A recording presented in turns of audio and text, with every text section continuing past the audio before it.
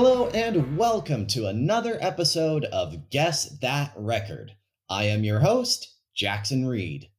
This is the show where we talk about music and try to figure out which album I pulled from my collection.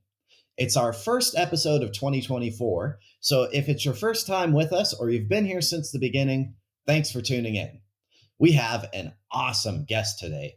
The son of legendary musician Frank Zappa, my guest followed in his footsteps to become a master guitar player and composer in his own right, releasing 6 studio albums over the course of his career. He's also carried on the legacy of his father's music by fronting the successful group Zappa Plays Zappa. I'm super excited to welcome Dweezil Zappa to Guess That Record. How are you doing, Dweezil? I'm doing well. Thanks for having me. For sure, yeah. And where are we talking to you from?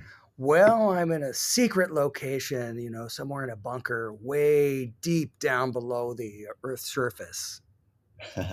Nice. It looks like you've got all your recording equipment Just in in case. the You bunker. just never Yeah, know what you're going to need. exactly. Yeah. And we're recording this on January 2nd, so we're freshly past Christmas and New Year's, but I assume you had a good holiday. Yeah, it was pretty low key. Spent mostly with dogs. We have 3 dogs. So, Nice. Yeah, I've got 3 dogs as well. yes, just But crazy enough to have 3 just like us. Perfect. Yeah, there you go. So yeah, I'm very excited to be speaking with you today because I'm a fan of your dad. And, I would say by association and through your own projects like Zappa Plays Zappa, you're probably the ultimate expert on all things Frank Zappa. Well, I And, would think, yes. I mean, I yeah, did grow up around all the music, watching how he made the music, watching how he rehearsed the band, watching how he played guitar, watching how he made sounds with his guitar, working in the studio, working with the synclavier. I was there for most of the important things that were his trademark things that ended up being well known to the world, especially as he continued to be a composer and write music that was performed for orchestras and other things. So I was able to really see the whole creative process, and it was a great education. absolutely. Yeah. So, super cool to talk with you for that reason. And I'm also a musician and a guitar player myself. And, I think you're like the first like big time guitar player that we've had on this podcast. So Nice. I'm excited to talk with you about guitar as well. Sure. So to start off, I always like to ask, what was the first song or the first album that you remember hearing that sort of made you take music seriously? Well, I only ever heard my dad's music growing up, other than we had some 45s and a little it was like a mobile little PlayStation thing. You could take it from room to room. It wasn't very heavy. It was very cheesy plastic, but you could play little 45s on it. And so there were songs, Halloween songs, spooky songs, whatever. We just had like a little collection of some records that could be destroyed by this tiny bad record player. Mm, And other than that, I only heard my dad's music. So by the time I was 12, when I started hearing things on the radio and noticing other music, I had this feeling of, well, where's the rest of it? Why aren't they using all these other instruments? There's so many more sounds I'm used to, but I wasn't hearing any of it. And it was too simplistic for me, most of what I heard on the radio. So I wasn't instantly into what I was hearing. And it took a while to start to appreciate the simple things in other music. But I think what I liked about music in general was that it was this idea that would be in your own head, and then it was extracted out of that, and it could be heard by other people. I saw this process that my dad would have, and he would sit at a piano and he'd write some notes and then he would play it, and then other people would play it, but the sound was there first. So I always thought it was fascinating that that's how music worked. And as I got used to all the different things that I was hearing, I was able to have a broad appreciation for all kinds of music. But that being said, when I got really into guitar, at first I was really only into the technical guitar stuff. I liked what was happening in my dad's music and his playing, but it was very complicated and sophisticated as far as harmony and rhythms and stuff like that. So at some point I thought, well, I'd love to be able to do that, but I got to start somewhere else. And the first thing that really struck me was Van Halen. When I heard that, that and Randy Rhoads guitar playing, the style that they had was very technically proficient, but it was also musical, and it was a thing that was it was pushing skill and musicality at the same time, which reminded me of my dad in a way. So I like that. I like the technical aspect of it. So if I was going to compare other music and listen to what was happening from a technical standpoint, most of the music fell short because people couldn't play as technically proficiently as Edward Van Halen or Randy Rhoads. But that eventually flipped so that, I didn't have to have everything be technical. It could just be like, it felt good. The groove was cool. The intention behind some just element of somebody going for something that maybe they couldn't even do, but they just went for it anyway. All that stuff became more appealing later. But as I was saying, the technical side was really important at first. But if something's too technical now, not so much interested, because I don't know, it's more like an exercise, unless it can become very well crafted arrangement and music together with the technical thing, which is rare. I think my dad did it very well, but other people, I haven't found anything like it that I'm drawn towards. Yeah. And it's interesting with you, because you really wasted no time sort of starting to record and all that stuff, because your first single you came out with when you were 12, Right. Which was My Mother Was a Space Cadet. Yep. And you mentioned Van Halen. It was produced by Eddie. And I think it's so interesting because Eddie was a huge mentor for you. And I'm just wondering, like, how does 12-year-old Dweezil start hanging out with Eddie Van Halen? I don't know really exactly how all of it came together. I've come to learn some details more recently, like within the last 5 years, that I never really knew. But essentially, what I've been able to put together was that I was home, the phone rang, and it was a guy saying it was Eddie Van Halen. My mom answered the phone. He was trying to talk to my dad. My mom said, get on the other line, because back then, you could have one phone in the kitchen and another phone in the other room. You could listen on either end. I had no idea what I was listening for. I was like, well, maybe I could tell if it's him, but I'd never seen him in an interview. I'd never heard his voice in an interview. We didn't have MTV or anything like that at that point, because this was 1981, 82, somewhere right around there. And anyway, he ended up talking to my dad, and he came to the house about 20 minutes later.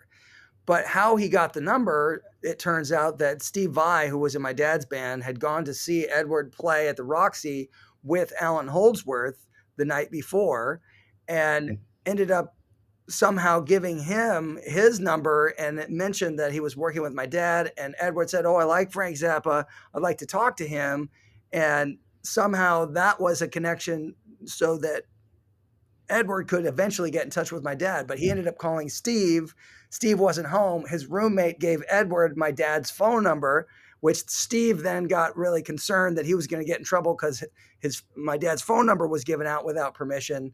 And then, as it all turned out, Edward called, came over, and then my dad called Steve. Steve came over. So the first meeting was Edward came to the house. He had a guitar that was later to be known as a Kramer, but he had a piece of black tape over the headstock. And he walked in. He started playing things I asked him to play. Steve got there. This guitar got passed around between the four of us.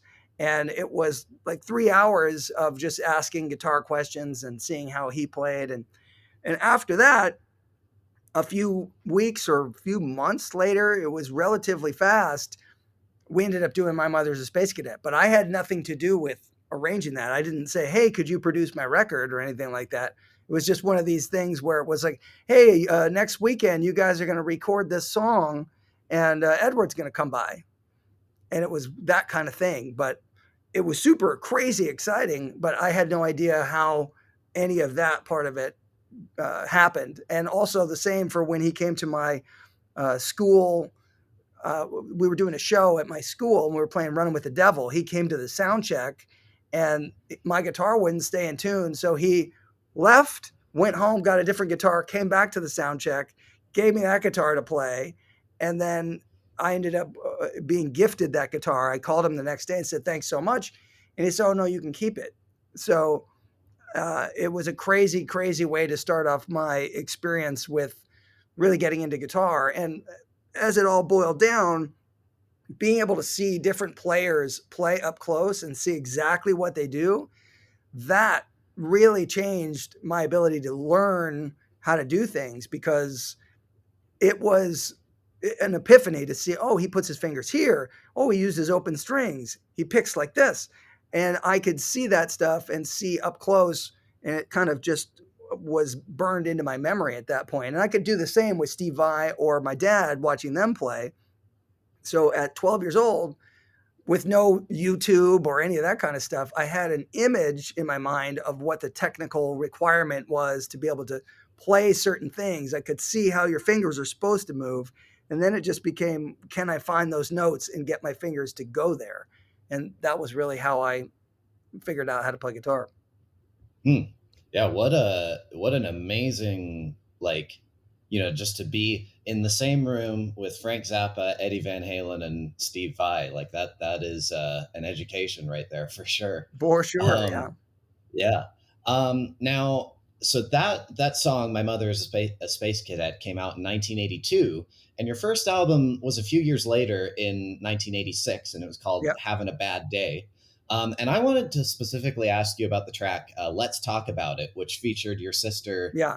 Moon Unit on lead vocals. And it was funny because I was on YouTube recently, and I found the MTV premiere of the music video for that song. And the video is noteworthy because there was a lot of famous cameos in it. Who were Right. some of the people in that video for those who haven't seen it? It's been a long time. I don't know if I'll remember everybody, but it's kind of an oddball setup. But one thing that's funny is most of the videos that I ever made all had Robert Wagner in them. So he's a recurring character in basically every video I ever made. So he's in it. My dad was in it. Jane Fonda was in it. Vince Neil from Motley Crue was in it. Drew Barrymore, probably 3 or 4 other people. Charlie Sexton is in it. And There was one I noticed was Don Johnson. Don Johnson was in it. That's right. Yeah. So it was just this kind of ridiculous thing where the joke was you could have all these different people that are well known doing something behind the scenes in the video, like Vince Neil. The camera turns around and it's Vince Neil who's filming everyone. And then I think Jane Fonda was doing craft service, and there was just things like that. The joke was that all these people got together to make that video. And the other thing that I liked about that song was to sort of hear Moon sing. Yeah. Because most people will of course know her from Valley Girl, where she isn't really singing in that song, and I think she's got a great voice. Like she really, to me, she sort of sounded like Belinda Carlisle or someone like that. There was a bit of that in her voice at that time. Yeah.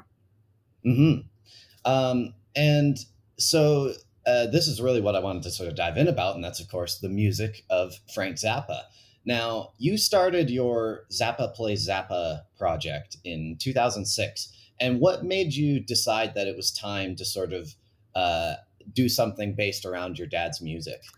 Well, he sort of became relegated to the "Where Is He Now" file, and people didn't really understand his music while he was alive. But for it to then get further pushed into the back drawer, I thought would have been a shame, because he had so many musical contributions, not just the music, but the sound design aspect, the recording things, the techniques and things that he did that were different from other people. So I was really interested in finding a way to put that on display, to some degree. And I didn't really know if it was going to be something that would be done just one time or if it would happen over a period of time. But I wanted to put together a collection of songs that represented the totality of his work as opposed to the things that people thought they knew of his work. Because if you were only ever exposed to Don't Eat the Yellow Snow or Valley Girl or Dancing Fool or something like that, that might have been on the radio, you would think, oh, I know what he's about. He's the jokey guy with the goofy lyrics.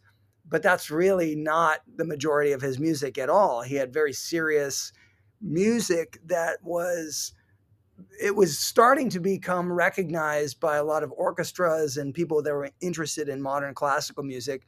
But this was a way to say, okay, let's bridge the gap with all of that stuff, all of his important, serious music, the fusion of jazz and rock and funk and all these things. Let's focus on all that stuff. Let the music speak for itself and just go and play it and do it in a way that's commensurate with what he did himself. So it was more of an apples to apples comparison. That's what the whole project was designed to do. And it succeeded in that way because once people started to hear that we were playing it, like I said, commensurate with the same way that he did it, there was even more of a respect for the music because you could see, wait a minute, all of these people in the band I put together had to go through a lot of effort to learn this stuff. You can't just go up there and play it. It takes months of rehearsal, and it's a really specific skill set. You got to find the right people to be able to play that stuff and execute it properly, memorize it, and do all the things that are required. So that was a big undertaking, and it just kind of continued on from 2006 to 2020 when we played our last show. The amount of shows we did was probably close to 2,000 shows, maybe even over 2,000 shows in that whole time period all over the world. And we learned a lot of material. We didn't just play the same songs every time. So I'm going to guess we learned over 300 songs in that time frame. And a lot of it I have had filmed at different concerts, but virtually none of it has been released other than the first DVD. So hopefully we'll be able to get some stuff out in the years ahead here, because there's a lot of concert footage of really great performances of music that has never even been seen in terms of my dad playing it, because it wasn't filmed when he played a lot of this material. So there's a lot of cool things that exist, but just haven't seen the light of day yet. Awesome. This episode of Guess That Record is sponsored by Marvel Marketing. Marvel Marketing is an award-winning digital marketing company headquartered in Calgary, Alberta, working with clients in different industries from all over North America, including Canada, the United States, and Mexico. Marvel Marketing services include website design and development, website maintenance, search engine optimization, public relations services, and social media management, amongst others. To find out more, visit marvelmarketing.ca. This episode of Guess That Record is sponsored by Guitar Works. One of Canada's top independent music stores for over 30 years, Guitar Works carries a huge selection of musical instruments from the biggest brands in music, including Gibson, Fender, Martin, Yamaha, and Paul Reed Smith. Visit any of their 3 Calgary locations or shop online at guitarworks.ca and join the Guitar Perks program to earn money back with every purchase. Guitar Works, your total guitar store. This episode of Guess That Record is also sponsored by Recordland, home to the largest selection of music in Canada. Buy, sell, and trade tapes, CDs, and vinyl. Located in Calgary's Inglewood neighborhood on 9th Avenue Southeast, visit them in person or on Instagram at Recordland Calgary.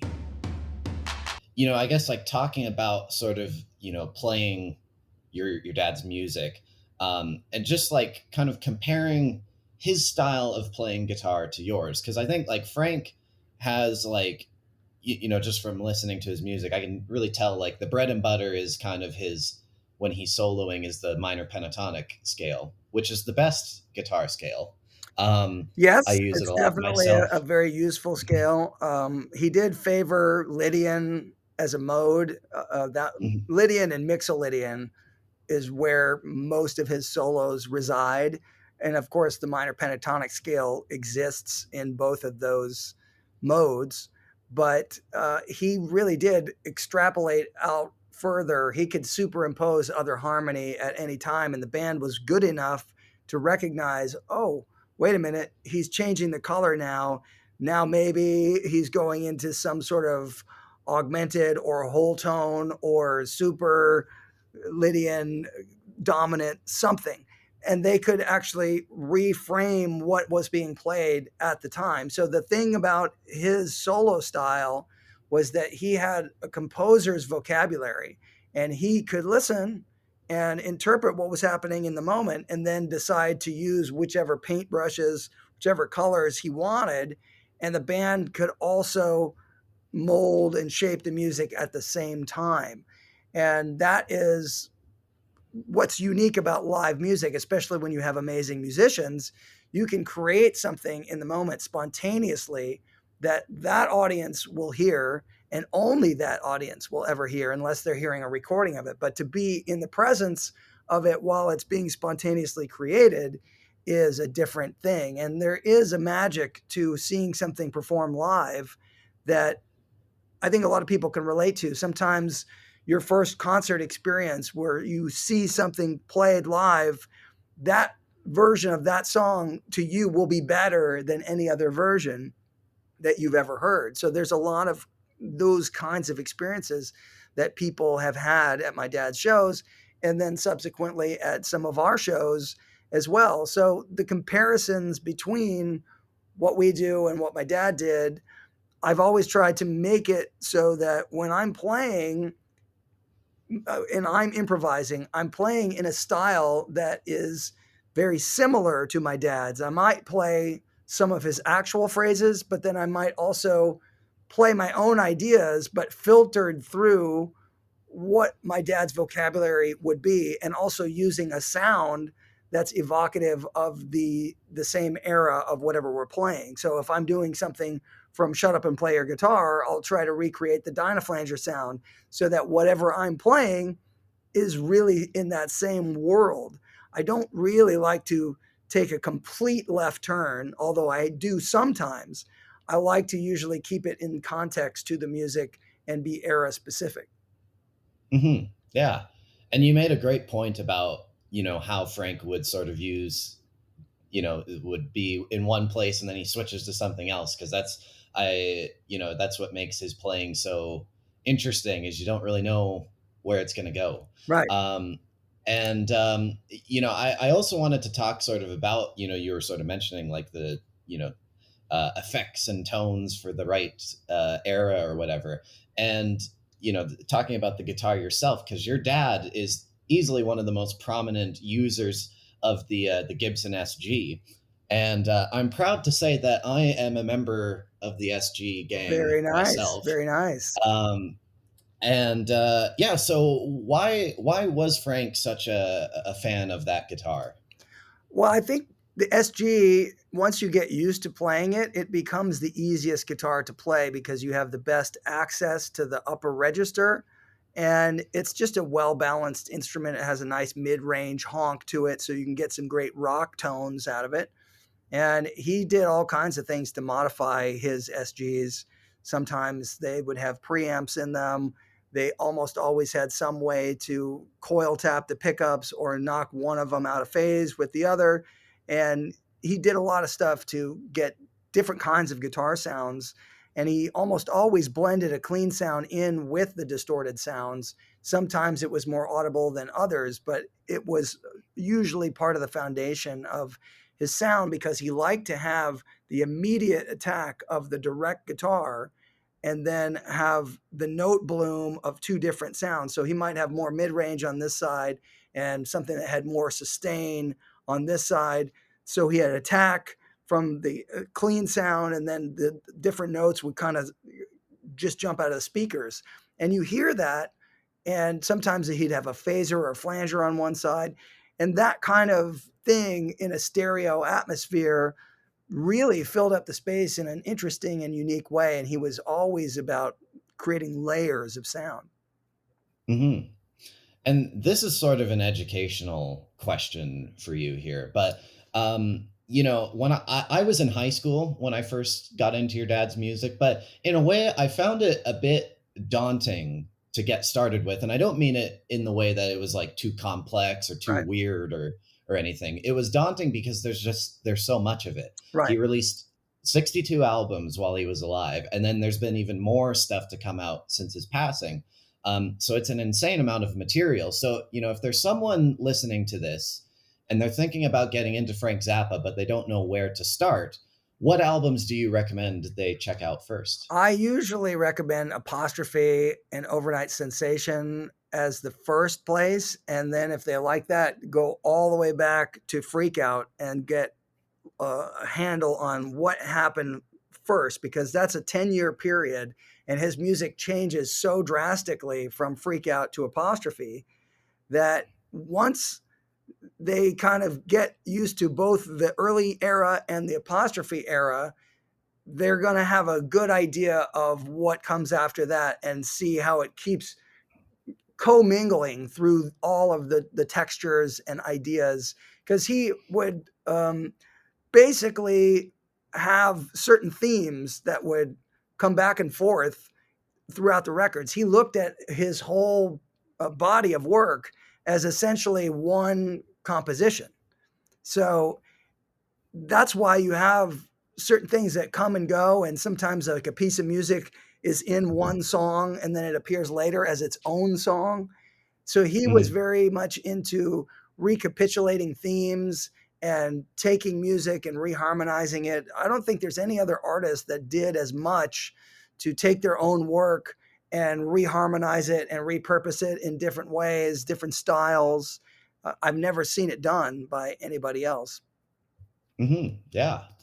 And I'd love to go through a few Zappa songs with you because, Sure. as we talked about it earlier, by being family and having toured these songs for so many years, you really are the guy to break this music down. And I wanted to start with my favorite Frank Zappa song, which is Montana. Sure. Um, it was the first like original song of Frank's that got me interested in him. And I remember when I found it, I was like, oh, that's cool. There's a song about Montana because I've spent a fair amount of time there, but it when I turned the song on, I was not expecting to hear about dental floss. Or Pygmy But Ponies yeah, or yeah, mental and toss fly coon, which was it, the the phrase that was supposed to be said was dental floss tycoon, but the yeah, singers, it was Tina Turner and the other girls that were part of the Ikettes, they sang mental toss fly coon by accident, and that was something that was kept because it was hilarious. But the the sounds that you hear on that song, that's a great representation of my dad's ability to essentially make an audio movie. There's mhm, narration, there's this talk singing, which is almost like rap, but he's doing all of this over a chord progression that is then orchestrated to have these things that are cartoonesque that appear in between stuff. So they bring some of the lyrical content to life. And he does that with orchestration that you wouldn't typically hear in a rock context. So you're going to hear marimba and you're going to hear some different horns and flutes and guitar doing different things. And then you hear sped up vocals that were recorded at a different speed and some really fast singing, having words that they have to say that's a real tongue twister. So there's a lot of stuff in that song that you hear, and then he's got this ripping guitar solo. So all of this stuff that's all in one song is more than most people would do if they wrote their very best song and they only wrote one great song. It probably still wouldn't have all of the elements that are in that song. And mhm, that's the kind of thing where he had the ability to write stuff like that where you think to yourself, wow, how could he get that much in there? And that's just one song, and then he's got dozens of others that have this that sound nothing like Montana. So he Hmm. rarely repeated his ideas. There's really not one song that sounds alike on all the albums that he made. He didn't have a formula of, oh, it's this chord progression and I do this and then I do this, rinse, repeat. He never did anything like that. So Montana is fun and funny, but there's intricate parts in it. The melody, that part is so crazy. The instrumental part, that da da da da da da, that whole part is so hard to play if you try to learn that on guitar. And it was never played on guitar until Steve Vai was in the band. But then Hmm. over a period of time, some people attempted to learn it because it was a great challenge. I used to play it live on stage when we played it, but there's really difficult rhythms in it. Yet at the same time, it's so musical and hummable, even though you've got crazy nested tuplets and all kinds of stuff in there. Hmm. And it's got such a great groove to it. Like I would love to like cruise down the Pacific Coast Highway playing that song. Right. It's yeah. And I've seen a bit of debate about its meaning because like when you think about it, like what does it mean, right? Like you can't raise a crop of dental floss. Um and I've seen some people suggest that like it's, a commentary on Frank's music career or it's like about the American dream. But did Frank ever elaborate on the song's meaning, if it even has one in the first place? No, I think it's just a goofy idea to make a song about somebody that is a dental floss tycoon. It's just such Hmm. the American thing that you could actually have a product like that.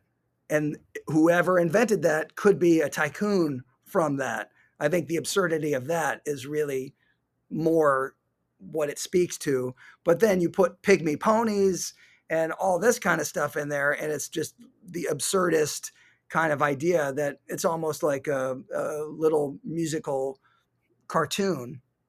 Hmm.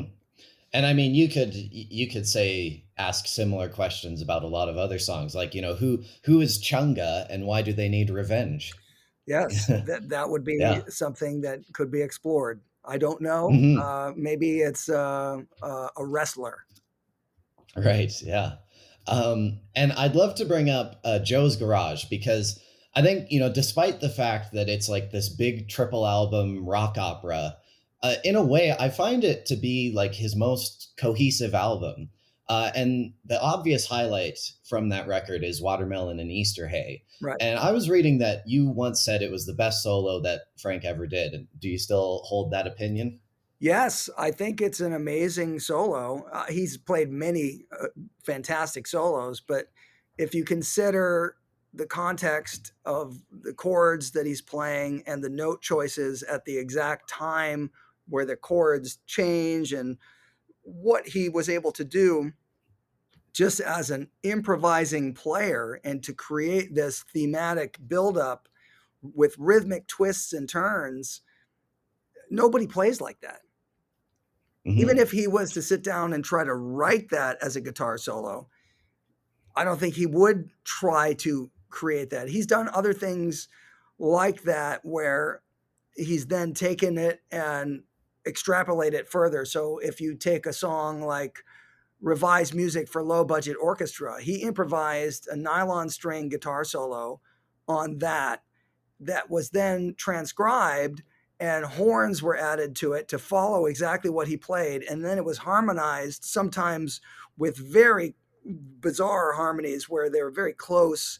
And the sound was this amazing texture that you would never think to have. Nylon Hmm. string plus a bunch of horns playing in this really idiosyncratic way. But he had a couple of lines that he played that were rhythmically incredible, and just the way that it has all these twists and turns, it's similar to some of the stuff that he did on Watermelon and Easter Hay, but he left that one just expansive and open, and the tone that he had is just so heartbreaking. Hmm. Yeah, and I think like it's such a beautiful track because even though it's just a guitar solo, it's still got structure to it, like it's a proper piece of music. One track that it kind of reminded me of in a way was Maggot Brain by Funkadelic, since they're, both 10-minute long guitar solos. But Watermelon, in the context of the album, tells a story rather than just being a platform to do a really long guitar solo. But there is also the narrative that is basically saying this is the last imaginary guitar solo, because in the future, music will be illegal. It will be taken Hmm. from people, and they will not have the ability to hear things or even imagine them in the Hmm. future. So it makes it even more poignant when you think about it like that. Yeah, absolutely. And this was a track that I wanted to bring up because I'm currently in the process of learning it on guitar, and it's Peaches En Regalia. Yeah. And for those unfamiliar with it, it's a extremely complex instrumental, and I've been learning it by sort of breaking it up into chunks. And Yeah. I've got about the first minute and 15 seconds down, but I know it gets crazier from there. So, are there any tips you have to get through that middle section where it's just like a whole bunch of notes being thrown at you? Well, that's almost a very Bach-like interlude, and it's in Hmm. three-part harmony. There's two sections that have these pretty fast, notey sections, but the fingering for those things is going to be the challenge, and then that relates to how you pick them. So I found it easier to do a lot of string skipping in it rather than try to play within actual chord shapes. It's outlining a lot of triads, but you have to find a way to make that work for your picking and the fingering. I think most Hmm. people would not be able to just have, like, let's say it was a major triad and it was four notes. I don't think most people would be able to pick individual strings and get that to sound right. You have to make that move across different strings.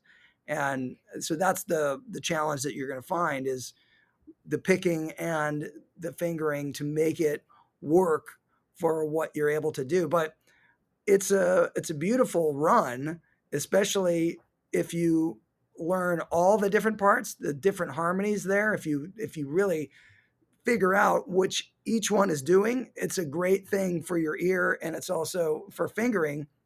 You'll see, oh wow, that harmony really works in an interesting way because it's not just all parallel harmony. There's things that have different movement, contrary motion. Hmm. And thankfully, it's only a 3-minute song, so it's not like too crazy to figure out, in my opinion. Well, there's some hard And stuff in there, and a lot of people, when they oh yeah, do try to figure it out, they don't get it right, you know. So yeah, for sure. it's And tricky. But the that's interesting thing was the song itself. The original performance of it had about a 3-minute blues jam in the middle of it, and all that was edited out. So that would mm, have been a very I, different song if it had that in it. Yeah, for sure. No, that doesn't seem to match at all there. So No. that's interesting. Yeah. And for you, in the concept, since you've played these songs live and stuff, would you say that the songs like Peaches or maybe something like Keep It Greasy from Joe's Garage are the most satisfying to play because of how complex they are? Well, there's definitely a lot of complex songs, and some more than the ones you mentioned, even more complex than that we've played. You know, songs like G Spot Tornado or Dog Breath Variations, or um, I mean, there's Inca Roads has some very, very difficult things in it. But the satisfaction of playing the music is, I think, all the way across the board. If you can play any of these hard songs, the Black Page, there is a certain sense of satisfaction that you have reached the top of the mountain, because there's very few things that could be any harder than the songs that we're talking about. And the Hmm. thing about them is that even though they're very technically difficult, they are something that you can follow and enjoy as a piece of music rather than just a technical exercise.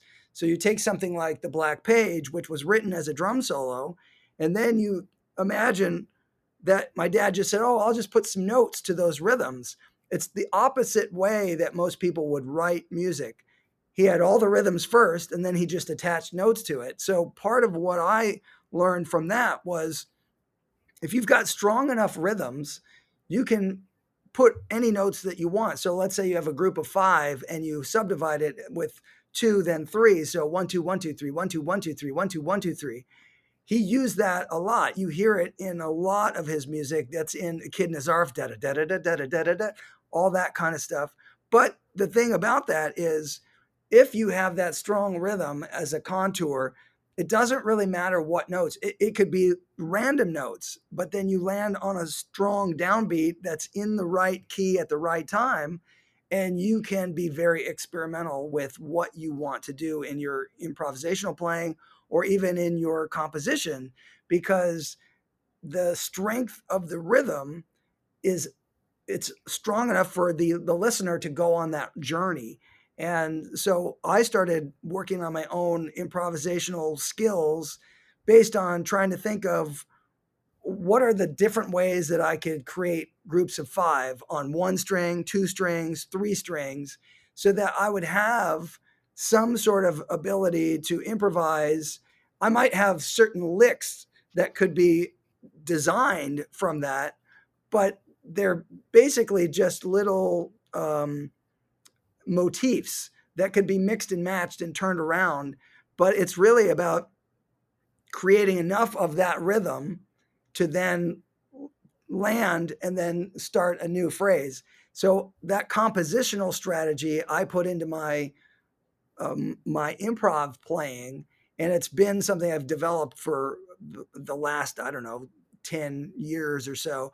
But that's the thing that I find really interesting, especially if you look at the Black Page. It's it was all rhythm first and then the notes, which means that that song could be rewritten a million different ways. You could put Hmm. different notes to it and it won't sound the same. Even though it has the rhythms, it's not going to sound the same as the Black Page. If you change the key and you change everything about the notes, you probably would not recognize it as the Black Page. But there's some really cool things when you just think about that as a concept of taking a rhythm and rewriting the melody various different ways all the time. Yeah. And this is something I wanted to get your opinion on, because I think the first time that I ever heard any Frank Zappa, it wasn't an original, but it was a cover of Whipping Post from like I think 1984. And when I heard that, I was in high school, and I was a very big Allman Brothers fan at the time because of Dwayne Allman. And I just happened to come across that video of Frank doing Whipping Post, but it really blew me away because his playing in that version was so good. And of course, Robert Martin had the incredible lead vocals there. But since then, I've found that Frank did some very interesting covers over the years. Like he does a very interesting Stairway to Heaven, and Right. I recently found a cover that he did of Christopher Cross's Ride Like the Wind, which Yeah. Well, I thought it was Christopher better than the Cross was original. supposed to actually come on stage and sing it, but he didn't. Mm, And one of the guys that was on my dad's road crew did a Christopher Cross impersonation and sounded a lot like him and sang it instead. But you right. mentioned these other songs, including Whippin' Post. Whippin' Post became a song in the set list. And you hear, if you ever listen to the Helsinki record, the one where they're playing live in Helsinki, which was about 1974, 75, somebody in the audience yells out, Whippin' Post. And the Hmm. band didn't know it at the time. And so my dad was like, I don't want to be stuck not knowing a song when somebody yells it out. So they later learned that song and it became a song that if somebody ever yelled it out, they would play it. And it just became part of the set list at a certain point. I don't know Yeah. why, but it was just one of those things. So there's a little bit of that kind of history. You see the roadmap from where it was somebody saying whipping post in Helsinki to then it became part of the show later on. Yeah. And it is just interesting with his covers, like how he I guess like does it in a true cover format of completely making it his own. And there was another interesting one that I found recently from a show in the 80s where he brought out Sting, and they did Murder by Numbers by the Right. Police, which I I thought it was crazy because I love the Police, and Murder by the Numbers is such a great sort of rarity from them. But yeah, I was not expecting to hear Sting when I found that version of the Yeah, that song. was a great version. He came out, I think that was on the 1988 tour, but right around the same time, Sting had also done a cover of my dad's song "Idiot Bastard Son," which is actually Mm, a really good cover. If you check that out, he performs that song very well. nice. And I yeah, well, that's what I was going to mention. While we were talking about live material, obviously Frank had a lot of different lineups over the years. Which band was your favorite? I liked all the bands in the middle to late 70s the best. That's my favorite era of the music for the composition style, the instrumentation, the sound of the instruments, the recording sounds from that era. To me, that's the greatest treasure trove of all of the music. I do like the early stuff a lot too. Everything from the early days is really cool because you can hear music technology changing and being pushed to the limit. My dad did so many things with different speeds of recording. So you hear drums that are sped up and voices that are sped up, guitar that's sped up, all kinds of weird little things. There's sometimes feedback delays that kind of sound like they're going to just explode out of the speakers. He was doing a lot of stuff that was groundbreaking in the early days that then became kind of a normal thing later on. So even the Beatles were aware of some of that stuff. And when they made Sergeant Pepper's, they really did draw on some things that they had heard in some of my dad's music in terms of segues and how to put some stuff together that was um, that was a thing that my dad was doing that other people weren't doing, segueing music and having crossfades and doing a lot of stuff that just made it sound like an audio movie. That's really the best description. Yeah, and you bring that up. I seem to remember reading that Paul McCartney, I think, said that Sergeant Pepper was the Beatles' freak out, basically. Yeah. So, um, and I was going to mention that I feel like the lineup of the band that I really like is probably that early to mid '80s because, of course, like you've got Steve Vai. I've just heard a lot from that period that I really like. Yeah, there's great Um, stuff there too. I mean, the mhm. You Are What You Is record, and then on into Them or Us and a few other things. That's the era where Steve was playing a lot of the stunt guitar parts, as my dad called it. So it was cool to hear things like Sinister Footwear being played on the choral sitar. And I liked hearing a lot of the really beautiful melodies on things like uh, what would be I can't remember the name of the one song, but he Steve Vai ended up playing a lot of the really difficult things, and I used to love to see that stuff where he was playing Envelopes or Alien Orifice or some of the really tricky rhythmic things that were written in the music. But oddly enough, he never played St. Alfonso's Pancake Breakfast or Inca Roads on guitar. And then when I started doing the touring of playing my dad's music, I learned that stuff on guitar. And he said he tried to learn that stuff, but he just couldn't do it. He ran out of the room Mhm. because it was too frustrating. He just couldn't do it. And so he had previously thought that to be impossible. But then there I was playing it night after night on tour. Now, that was not without a lot of effort. I would probably say that I had thousands of hours of practice to make that possible for me to play Mhm. because in 2006 when we started I had already been working on the music for at least a year and totally changing how I played guitar. And when I was learning St. Alfonso's or the fast lines in Inca Roads, I would play that stuff, and even though it goes by in a few seconds, I would play that stuff hours and hours and hours a day. And even before every show, I would be warming up backstage playing those hard parts probably for 2 hours before going out on stage and playing a 2.5 hour show. So Hmm. even seconds before going on stage, I was still running parts of Inca Roads just to make sure that it was under my fingers. Now, if I had to sit there and try to play it right now, there's no way I could. I haven't even played guitar hardly at all since 2020. But Mm. that kind of stuff, even though I built up the ability to do it, unless you're doing it all the time, it's not something that you can just do. Yeah, for sure. And I did want to quickly mention to anyone listening, any new Zappa listeners, that to check out the live material, because I also think that's an accessible starting point for Frank's music. And kind of like what you were mentioning earlier, some songs you may think actually sound better live than in the studio. I think a track like Dynamo Hum is one that I've always preferred to hear live rather than the studio version. Well, he did incorporate sort of jokes that happened on tour, and he called it folklore. He would inject folklore from tour into different songs. So Dynamo Hum would have different elements that would get introduced night after night. So there are some live performances where different things happen. He would change the arrangement. Sometimes Hmm. it would go country, sometimes it was really more disco. There's all kinds of things that he loved to do. In the 80s, he made almost everything reggae, which was kind Hmm. of a joke.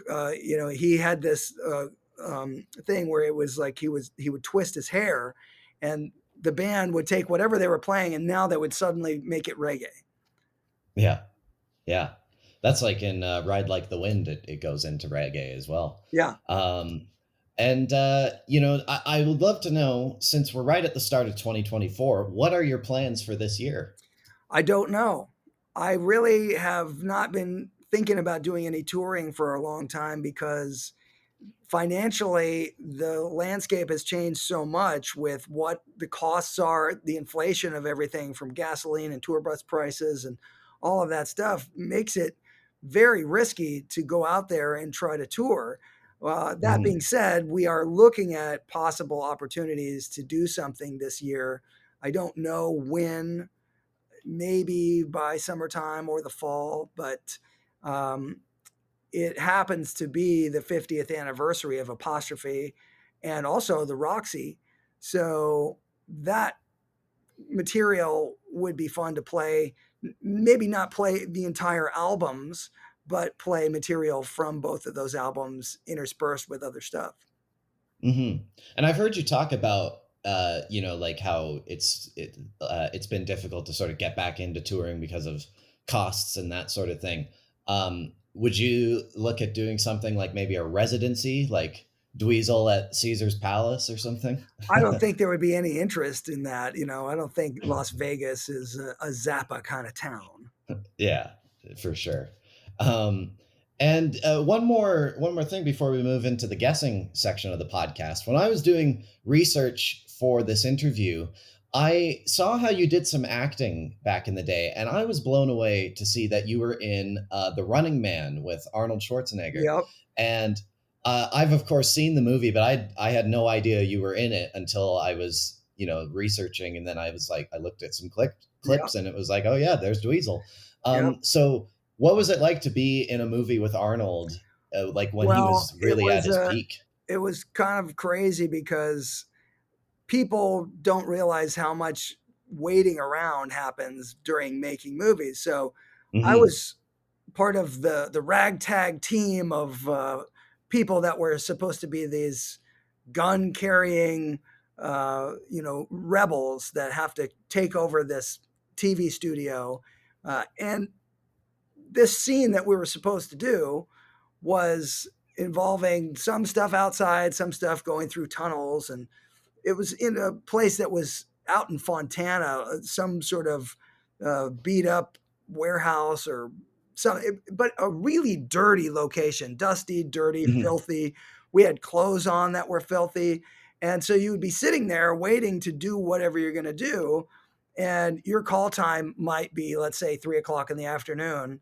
And then come 3 or 4 in the morning, you still hadn't worked yet. And they're like, okay, it's going to be the next day, and you keep getting different call times, and it just shifts and shifts. So what was supposed to be 1 or 2 days on set ended up being 2 weeks because they just were running behind on a lot of stuff. So every day you go there and get put on this filthy stuff and sit in a filthy environment for hours and hours waiting. And then finally, at some point, it was probably at 4 or 5 in the morning, and we got to the one scene, and all of us that were waiting around to do this, we were tired and we didn't really have much rehearsal, and they're trying to get everything happening, and just we did it one time and then just moved on.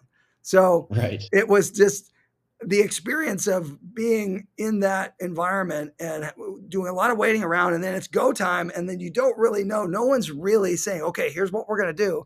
It's like, all right, let's go, action. Okay, got it, moving on.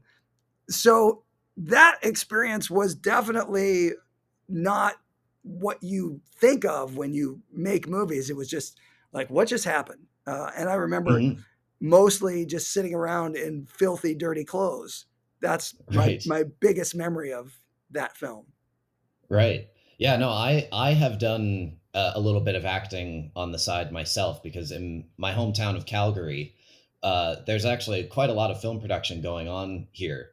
And so I've been able to get some background roles, and it absolutely is a lot of waiting around, and it'll be like 2 a.m. and you're still, waiting to get called on to set. Yeah, it's Right. definitely, it's something not a lot of people realize. And it's also interesting that Running Man was filmed in Fontana, because I've been to Fontana, and I've heard how they filmed Terminator there and stuff like that. Because yeah, there's a ton of like abandoned steel mills and stuff there, so it's a good filming location.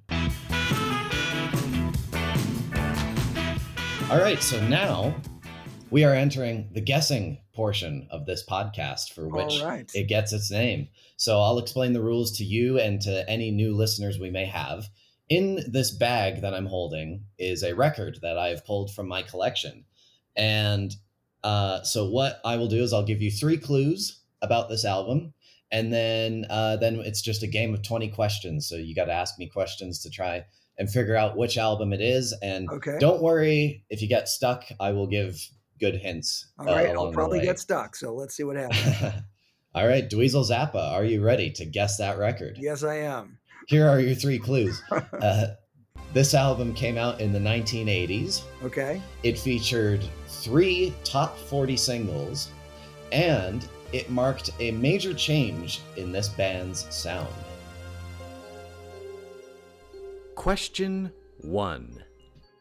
Def Leppard Hysteria. It's not Def Leppard. Okay. Question 2. Which year did it come out? It came out in 1986. 1986. And it had 3 top singles, you said? 3 top 40 singles, yes. And it changed the sound of the band. 5150 from Van Halen. That is correct. So I pull it out here. 5150 is the album. All right. Yeah. So, I knew I had to pick a Van Halen album, just knowing your personal history with Eddie. And before we dive deeper into the record, I'll give some facts about the album for those unfamiliar with it. Sure. 5150 is the 7th studio album by Van Halen, released on March 24th, 1986. The album was the first of 4 albums to be recorded with Sammy Hagar, who replaced the previous lead singer, David Lee Roth.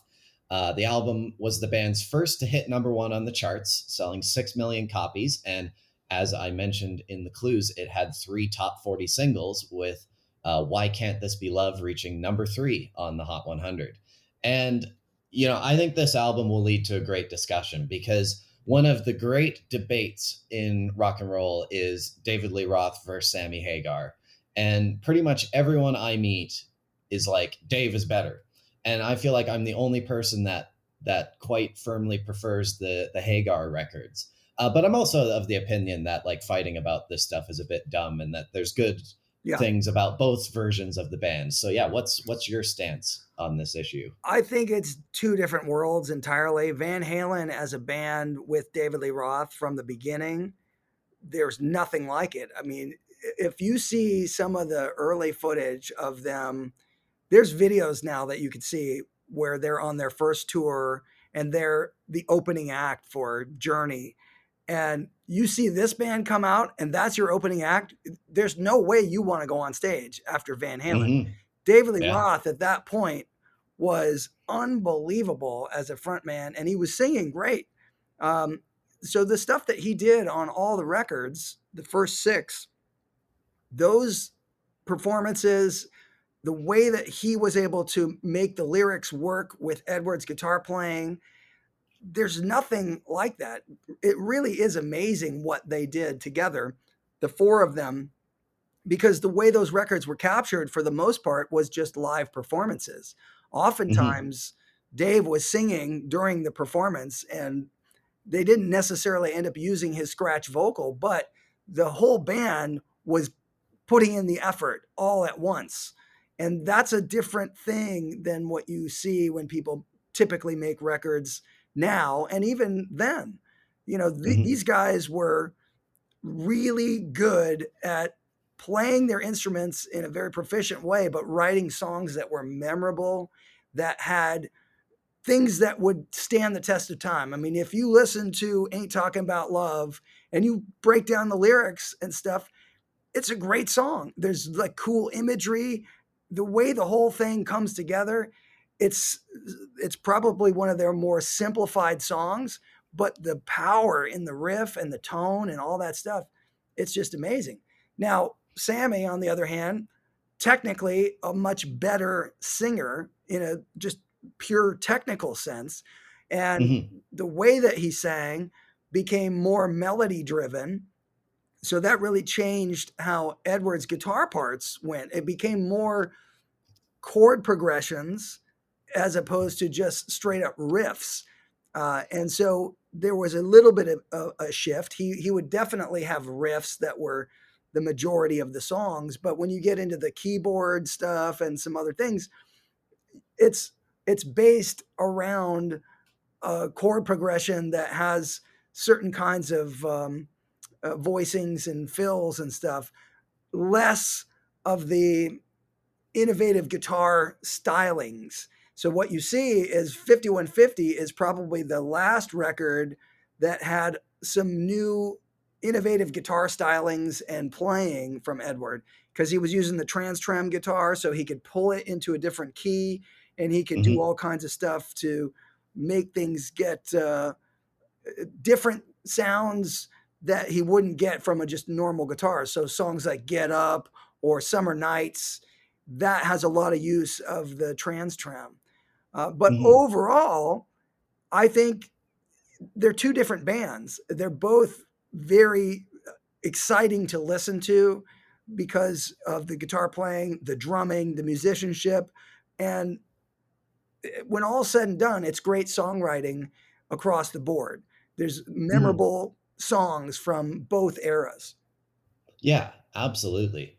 And I think I think the reason though why I slightly prefer the Hagar records is just because as you were sort of mentioning, Eddie was starting to use like chord progressions, and I feel like the music in the David Lee Roth era was like they were like party albums. It's like every song had kind of a raucous feel. And starting with 5150, they were starting to do ballads. There was like uh, a bit more depth to the music, I think. And of course, having Sammy as a vocalist really helped, make it a little more melodic as well, which I enjoy.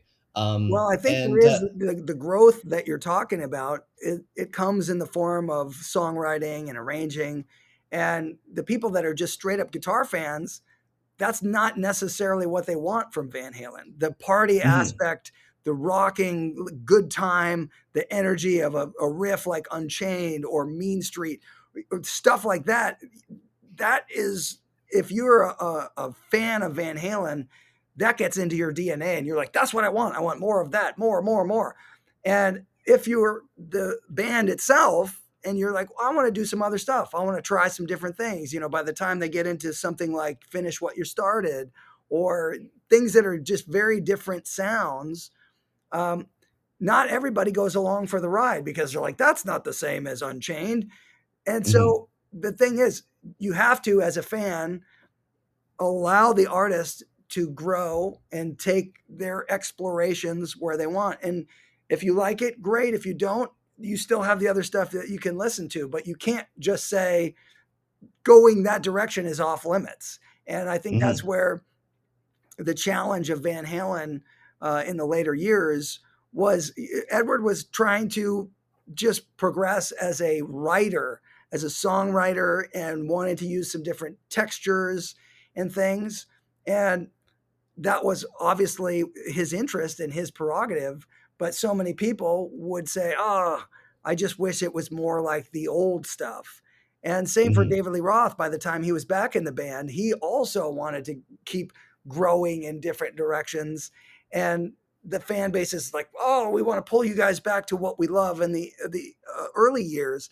So it's a bit of a struggle if you're the trying to create new content, new music, new art, but Hmm. people don't want you to go in the direction that you're interested in. So it is what it is. But I think you always have the music that you like available to you. So if you like the early Hmm. records, just keep listening to those.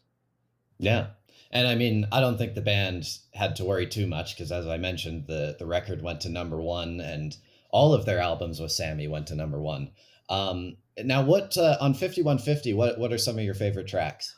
I would say my favorite song is 5150 because the Mm. guitar playing and the arranging on that is so unique, and the interplay between Edward and Alex is, I just love it. The way that they turn corners together and have interesting rhythmic changes and accents. They really play as the full functioning rhythmic unit, whereas most other bands, it's the bass and the drums that are the foundation. In Van Halen, it's always the guitar and the drums that are the foundation. They move together, and there could be a push and pull in tempo, but they're locked in. Like these guys just can feel where that stuff is supposed to sit, and everybody else has Hmm. to kind of fit in with that. And that is what is so cool. Edward never sounded more like Edward than when he played with Alex. If he played with other people, he had his own thing. He was recognizable, but it didn't feel as free as when he was just able to do his thing with Alex. Yeah. And I mean, I think being brothers, they definitely connected more than probably most musicians would. And for me, my favorite track would have to be Best of Both Worlds. Like, as we were talking about just like, progressing or Eddie wanting to progress his songwriting, I think the chords on that song just sound so amazing. And it's always been my favorite song out of all the Van Halen songs. I It's a love great Best of Both song. Worlds. It is funny because some people hear it and then also think of the Cool and the Gang song Celebration because there Oh there are yeah. some similarities, but I never Edward's thought of guitar that, but playing that is makes very, sense. very cool. He's playing on a Strat, so you hear some slight different tonal variations. Yeah. I never that's an interesting observation that I never made until now, but I think I could see the Cool and the Gang thing in there. So yeah, that's interesting. And I'd love to talk a little more about your relationship with Eddie. When was the last time you saw or heard from him before his passing? I don't remember exactly how long it was that I had spoken to him before, the terrible news of his passing, but it was within probably 6 or 8 months. So he was in good spirits when I was talking to him. That's yeah, that's good to know. At least you were still close with him near the end there. And I saw on your Instagram, you made a post when he died, and I thought it was a beautiful story about how after Frank's passing, he took you to hang out with Jimmy Page, which outside of the sad context of it, it's totally awesome. But Yeah. goes to show you guys had a really good relationship. Well, the thing about him that some people experienced with him was he was a very kind and generous person, and he would just do things that were unexpected. So the very first person that called the house when the news broke that my dad passed was Edward. And it was about 5:30 in the morning. Mm. And he didn't have to do that. He called and said, "Hey, I'm around if you want to get together. If there's anything I can do, let me know." Now, a lot of people say that, but they have no intention of doing anything. But he was persistent and just would call and say, "What are you doing today? You want to get together? You want to do something?" And it was such a surprise because I didn't have that kind of relationship with him really. Prior to that, I mean, I would talk to him once or twice a year, but this was, hey, let's go do something. We went and like hit golf balls. We talked about music. We did some things, but he would call every day for a week and see how things were going. Now, Mm-hmm. that's a surprise that somebody would do that and have really no uh, reason to do that other than there's a human aspect to that. Like he felt like maybe I should do this. I don't think anybody put him up to it, you know? And so that was a Yeah. really life-changing thing. Yeah, absolutely. And besides Eddie, did you get to know anyone else from Van Halen?